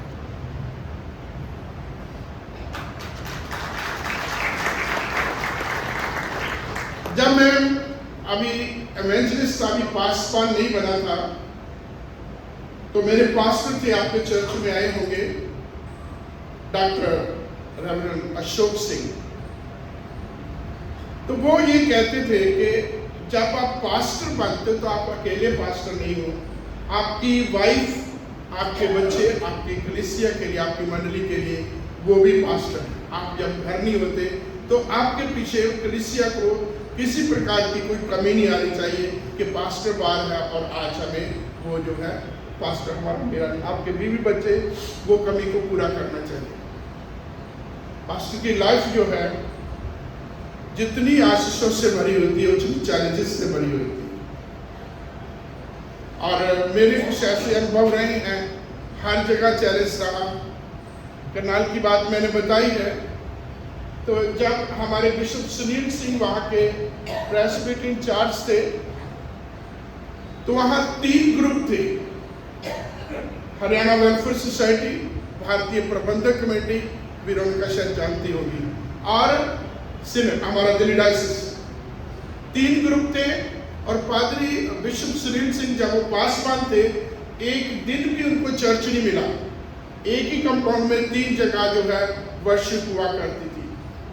और प्रभु ने धीरे धीरे करके उनको एक किया और बाद में एक जो है एक चर्च बना। जब मैंने चार्ज लिया था करनाल का, प्रॉपर्टी बेच दी लोगों ने, फर्नीचर बेच दिया लोगों ने, पैसे का बहुत एम्बेजलमेंट हुआ और लोग 35 लोग होते थे और मोस्टली बुजुर्ग लोग होते थे। और जब मैं अपने सक्सेसर को वहाँ का चार्ज दे गया तो लगभग 150 पौने 200 लोग वहाँ वर्शिप किया करते थे। प्रभु ने इस प्रकार से वहाँ सेवा को वहाँ बहुत बड़ा चैलेंज था। पास्टर की लाइफ, पास्टर के बारे में मेरा पर्सनल एक्सपीरियंस है, पॉजिटिवली लेना। पास्टर एक जोकर की तरह होता है, पास्टर एक जोकर की तरह होता है। कभी आपने जिन्होंने वो देखी होगी मेरा नाम जोकर है, तो वही चीज एक पास्टर के लिए होती है। 2008 की बात है, जब करनाल कलीसिया में सब कुछ सेटल हो गया और तीनों ग्रुप एक हो गए, चर्च बढ़ने लगा और वहां कन्वेंशन करवाई। पहली कन्वेंशन थी, चैलेंजेस थे कि नहीं होने देनी, कॉल आ जाते थे इसको बंद करा दो नहीं तो हम ये कर देंगे वो कर देंगे। पहला दिन निकला, दूसरे दिन की शाम कन्वेंशन का दूसरा दिन खत्म हो गया, मेरे घर में मैसेज आया। मेरी वाइफ ने अटेंड किया और मैसेज क्या था, मेरे पापा की डेथ हो। आप देखिए एक इंसान होते आप क्या करते। चैलेंज था कि ये कन्वेंशन नहीं होने देती। वो आखिरी दिन था, फाइनल दिन था। दिल्ली से स्पीकर गए हुए थे और मैंने मेरे भाइयों से बात की। वो कहते तू तगड़ा होकर अपना काम कर, हम इधर संभाल लेंगे। और मैंने अपने पापा को आखिरी समय में टीवी दी। मेरे बच्चे गए, लेकिन मैं कन्वेंशन खत्म करने के बाद जो है वहां गया। ऐसे बहुत सारे मेरे एक्सपीरियंस हैं। 2022 की बात है, 12 फरवरी 2022 मेरी बहन की बेटी की और मेरी अपनी बेटी की, छोटी बेटी की शादी हुई। मेरे मम्मी आए हुए थे, दिसंबर में हमारे पास आ गए थे और दोनों लड़कियों की शादी करके 12 तारीख को बिल्कुल तैयार होकर वापस जा रहे हैं। और उस दिन मैंने 3 मीटिंग्स लेनी थी। आप एक नाम जानते होंगे, मिस्टर बॉबी सहाय, सेंट स्टीफन के वो मेंबर हैं जिन्होंने ये बेंचेस दिए हुए हैं। उनकी बेटी की एंगेजमेंट थी। गुड़गांव में मैंने एक मेमोरियल सर्विस में जाना था और दोपहर को एक घर की ओपनिंग थी। हम अभी पहली मीटिंग में जा रहे हैं। मेरी मम्मी, मेरी बहन चले गए हैं लुधियाना होके, आगे बढ़ रहे हैं हमारे घर जाने के लिए। तो रास्ते में मैसेज आता है, मेरी मम्मी से सबसे बात करते हुए जा रहे हैं, मेरे से शायद आखिरी बात मेरी मम्मी से बात हुई। तो उन्होंने मेरे से बोला कि हमें तो थकावट हो रही है। मैं कोई बात नहीं, आप ऐसा करो, आराम कर लो, घर जाओगे पहुंचोगे तो फिर आराम से शाम को बात करेंगे। आगे 10-20 मिनट के बाद सिस्टर की कॉल आती है और वो रो रही है। मैंने कहा क्या बात हो, क्या बोल नहीं रही है। मेरे भांजे ने कॉल किया, कहते मम्मी, बीबी के लिए मम्मी फेल हो गई। तो मैंने फोन काट दिया। 5 मिनट के बाद कहा ठीक है मम्मी, ठीक है। चलते चलते जब वो कभी जलंधर के आसपास पहुंचते हैं, फिर आधा पौना घंटा के बाद कॉल आई है और सिस्टर रो रही है। मैंने भांजे से पूछा, वो भी रो रहा, क्या हुआ है? शी इज नो मोर, मेरी मम्मी की डेथ हो गई है। और उसके बाद आप देखिए मैंने 3 मीटिंग्स लेनी है। पहले एक मेमोरियल सर्विस, उसके बाद एक घर की ओपनिंग है और शाम को मैंने एक एंगेजमेंट की सर्विस लेनी। 2 मीटिंगें होगी। उस बीच में मैंने अपने भाइयों से बात की, जो था वो हल्का हो गया मन। और जब मैं आगे गया तो सेंट स्टीफन के लोग मेरे पास आए, अफसोस कर रहे। मैंने उनसे एक रिक्वेस्ट की कि मिस्टर बॉबी को उनके परिवार को नहीं पता रखना चाहिए कि मेरी मम्मी की डेथ हो गई। वहाँ एंगेजमेंट को पूरा किया, सब सोलमनाइज किया और उसके बाद उनको बोला अब मैं जल्दी से चलता हूँ। खाना के लिए रोक दिया, आप सब जानते हैं। तो मैं कहा नहीं, अब मुझे जाना है, मुझे बहुत ज़रूरी काम है। तो बॉबी साहब बहुत प्यार से, खुशी से, जैसे लाजर बोलते हैं ऐसे वो बड़े खुल के बोलते हैं। वो कहेगा क्या हो गया, कोई बात नहीं। तो फिर डोरा प्रेम ने आके उससे धीरे से बोला कि भाई साहब की मम्मी की डेथ हो गई। तो वो एकदम से सारी के सारी खामोश हो गई। तो मेरे कहने का मतलब, जो पास्टर की जिम्मेवारियां हैं पास्टर निभाता है। खुशी के साथ खुशी में, गमी के साथ गमी में, लेकिन अपने इमोशन को अपने ही दिल में रखता है। एक बार की बात है, सेंट स्टीफन में था 12 जनवरी। किसी को पता होगा 12 जनवरी को क्या होता है? पादरी बलदेव संधू का बर्थडे होता है। और मैं वहां एक जो बरियल दिया, और दोपहर को शाम को एक शादी पड़ी, और रात को मैंने अपना बर्थडे मनाया। बरियल में भी है, शादी में भी है, तो अपने जितने फंक्शन है हम अक्सर भूले रहते हैं। आपके बीच में भी है। इस बार मैं बड़ा खुश था क्योंकि मैं अभी ज़्यादा कभी नॉर्थ ईस्ट में नहीं गया, तो हमारे मैन फेलोशिप के लोग सिक्किम गए, मैंने भी जाना था। कुछ हालात ऐसे हुए तो मैंने उनसे रिक्वेस्ट की, मैं नहीं जा रहा, आप लोग जाओ। तो बहुत बार हमें अपने भावनाओं को, अपने जो इच्छा है उनको मारना पड़ता है सिर्फ प्रभु की सेवा के लिए। और कई बार बड़ा हैरान होता है। एक गुलाम नबी की गजल है, अपनी कहानी यारो किसको बताऊं, पंजाबी में है, अपनी कहानी यारा किस नूं बतावां, जुल्मा तो वध मैनू मेरियां सजावां। बहुत बार मैं बड़ा हैरान होता है, यार मैं हम कहीं भी नहीं है, ना हम 3 में ना 13 में, और दोष सारा हमारे ऊपर आता है। लोगों की अपनी बातें, अपने इमोशन, अपने सब कुछ होती है, और बदनामी सारी की सारी हमारे ऊपर। बड़े बड़े मैसेज आते हैं, बड़े बड़े अफवाहें फैलाई थी, बड़े बड़े ग्रुप बनाए जाते हैं, और सिर्फ अपने अंदर नहीं झांकना। सिर्फ एक पास्टर की तरह, पास्टर को मैं मानता हूं कि हॉकी या फुटबॉल के गोलकीपर की तरह हर साइड से बॉल गोल की तरफ आ रहा है, और उस अकेले ने उस गोल को फेस करना होता है। तो पास्टर की लाइफ जितनी टफ है, जितनी चैलेंजिंग से भरी हुई है, उतनी आशीषों से भी भरी हुई। अभी बहुत अच्छा राजेंद्र बोल के गए थे कि वो दुगने आदर के जो माने चाहिए, है ना। तो पास्टर जो है, पास्टर का काम क्या है? एक कुक की तरह, है ना। जब आप खाना बनाते हैं, महिलाएं जानती हैं, जब सब्जी डाली जाती है, जब चावल डाले जाते हैं, ऊपर से नीचे तक घुमाया जाता है, हर सेक जो है सब्जी को खाने को दिया जाता है। और पास्टर भी अपने लोगों के लिए ऐसे होता है, हर तरीके के अनुभवों से उनको ले जा करके उनको प्रभु के कदों का तक, प्रभु की लंबाई चढ़ाई, उसकी ऊंचाई, उसकी गहराई तक पहुंचाना होता है। ये पास्टर का काम है। और पास्टर को लोग जो है ना, हर तरीके से लोग, और पास्टर बहुत भावुक होता है। मैं अपने एक्सपीरियंस से बोलता हूँ, पास्टर भावुक होता है। 15 अगस्त की जो है जो बारिश की बात करके लोग 26 जनवरी तक की बारिश तक जो है याद करते रहते हैं, लेकिन एक बार किसी ने मुस्कुरा के किसी ने कह दिया, पादरी सारी अगली पिछली जो है दुख भूल जाता है, अगली पिछली क्रिटिसिज्म भूल। एक बार किसी ने स्माइल करके जय मसीह की बोल दिया, तो पादरी कहते कि हाँ, इसने मुझे अपना लिया, इसने मेरे साथ हो गया। तो ये पादरी बड़ा भावुक होता है, बड़ी जल्दी मान जाता है। और मैं ये तो नहीं कहता मैं जल्दी से मान जाता हूँ, लेकिन प्रयास है हमारा, कोशिश है हमारी। अब मैं ये कहता हूँ कि जब आप अपने पासवानों के ऊपर जजमेंट देते हो, आप कभी भी जजमेंटल मत हो। सोचे तो सही, कल्पना तो करें, अपने आप को सिचुएशन में रखें। और केवल अगर आपने पासवानी की गलती निकालनी है तो आपका राइट होता है, उसमें कोई आपको रोक नहीं सकता, क्योंकि काम करते का हाथ रोका जा सकता, बोलते की कोई जुबान नहीं पकड़ सकता। आप जैसे मर्जी मैसेज दो, जैसे मर्जी जो है ग्रुप नो, जो मर्जी करो, लेकिन सच्चाई को समझो, सच्चाई को जानो।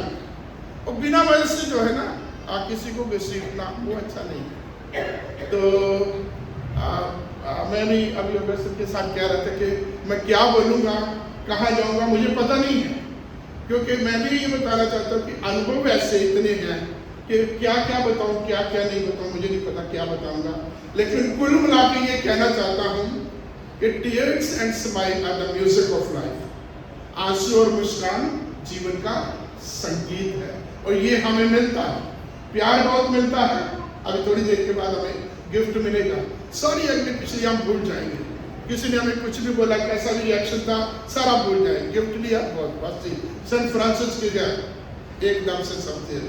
तो थैंक यू वेरी मच सबसे पहले पास्टेट कमेटी का और उनके साथ उन तमाम लोगों का जिन्होंने आज का दिन नियुक्त किया है कि आज आप हमें अप्रिशिएट करेंगे, या हमारे बारे में कुछ बोलेंगे, हमें भी मौका देंगे कि हम अपनी बातों को आपके सामने रख सकें।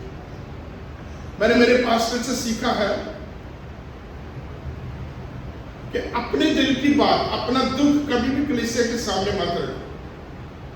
अगर आप टूटे हुए कलीसिया के सामने हुए तो कलीसिया तो पहले कई प्रकार के प्रॉब्लम से होती है, तो वो और टूट जाएगी। अपने कलीसिया के सामने मजबूत रहना है ताकि कलीसिया मजबूत बन सके। मेरे एक पास्टर थे, उनका कलीसिया के बीच में आर्गुमेंट हो गया, तो वो बोलते मैं घर जाके कह रहा कि मैं इनके बाप का नौकर हूँ, मैं इस प्रकार की बातें इनकी सुनता हूँ, मुझे जो भी आता जो मर्जी बोल देता, जिसके मुंह में जो आता है वो बोल देता है, तो क्या मैं इनके बाप का नौकर लगा हुआ हूँ? तो वो बोलते हैं कि मैं जब प्रार्थना में बैठा हुआ था तो प्रभु ने कहा हाँ तू इनके बाप का नौकर है, क्योंकि तेरा और इनका बाप आसमान में है, जिसके लिए हम कहते हैं हे हमारे पिता तू जो आसमान में। तो हम उस खुदा बाप की सेवा में होकर के आप लोगों की खिदमत करने के लिए आए हैं। आप लोगों की बहुत उम्मीदें हैं। हम जब शुरू में खिदमत में आए थे, खास करके जब मैं एवेंजलिस्ट था, तो हमें बताया जाता था कि पादरी साहब को लोग यीशु मसीह का छोटा भाई मान रहे हैं। इतनी उम्मीदें हैं लोगों को पादरी साहब से कि यीशु मसीह तो है, उसके बाद पास्टर इज द नेक्स्ट जी, कि ऐसा उसका जीवन होना चाहिए। लोगों की उम्मीदें बहुत हैं, लेकिन शायद हम भूल जाते हैं कि हम भी इंसान हैं। तो हमें आप लोगों को ये भी हमारे लिए दिल में रखना है कि हम इंसान हैं। यदि आपसे गलती होती है तो हमसे भी होती है, यदि आम लोगों से गलती होती है तो हमसे भी होती है। हम कोई जो है ना नॉन बायोलॉजिकल नहीं है ना। हम आपकी तरह, हम भी माँ के गर्भ से पैदा हुए इस दुनिया में हैं, इस दुनिया में हम भी रहते हैं, और भूल चूक बेसमझी हम में भी है, और भावनाएं हम में भी, हमसे भी जो है इन भावनाओं में बह करके कभी गलती हो जाती है। तो आपसे यही गुजारिश है, अपने पास वालों के साथ बेर करें, बेर करने का तो मिल के चलें। जो गलती हो जाती है उस खाई को भरने का प्रयास करें, तो हम आगे ही बढ़ते जाएंगे, हम फिर इनाम पाएंगे, हम फिर प्रभु के घर में बड़े आदर के साथ प्रवेश करने के योग बन सके। मेरे ख्याल में काफी टाइम